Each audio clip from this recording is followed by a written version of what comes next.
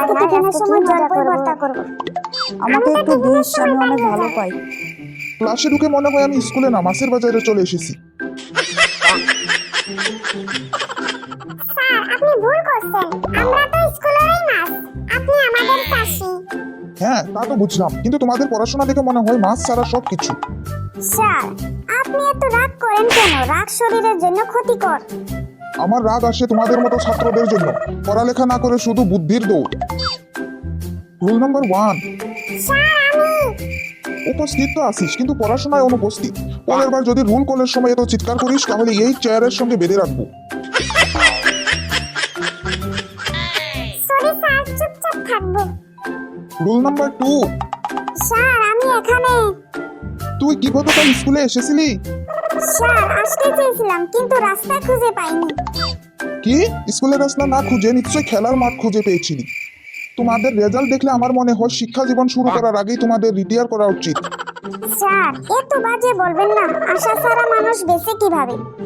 আশা তো দূরের কথা, তোর খাতা দেখলে বিশ্বাসই হয় না যে এটা তোর খাতা। মনে হয় আকার ইঙ্গিতের পরীক্ষা দিচ্ছিস। স্যার, আমার খাতা দেখে বলুন তো আমি কত পেয়েছি। তুই এত ভালো ছবি এঁকেছিস মনে হয় আর্ট কম্পিটিশনে পাঠাবো। কিন্তু স্যার, আমি তো অঙ্কের খাতা জমা দিয়েছিলাম। ওটাই তো সমস্যা, অঙ্কের জায়গায় শুধু ডিস্কো ডিজাইন। স্যার, একটা প্রশ্ন করতে পারি? বল। স্যার, যদি পৃথিবীর সবকিছু ঘুরতে থাকে তাহলে আমরা কেন পড়ে যাই না?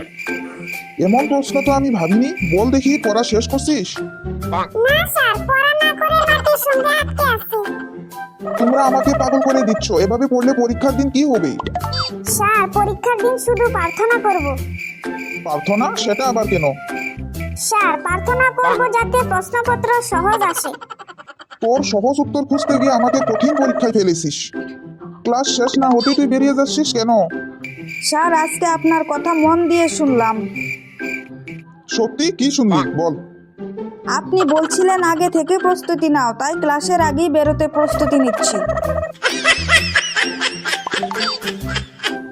সত্যি তোরা আমাকে পাগল বানিয়ে দিবি। আজকের ক্লাস এখানেই শেষ করলাম।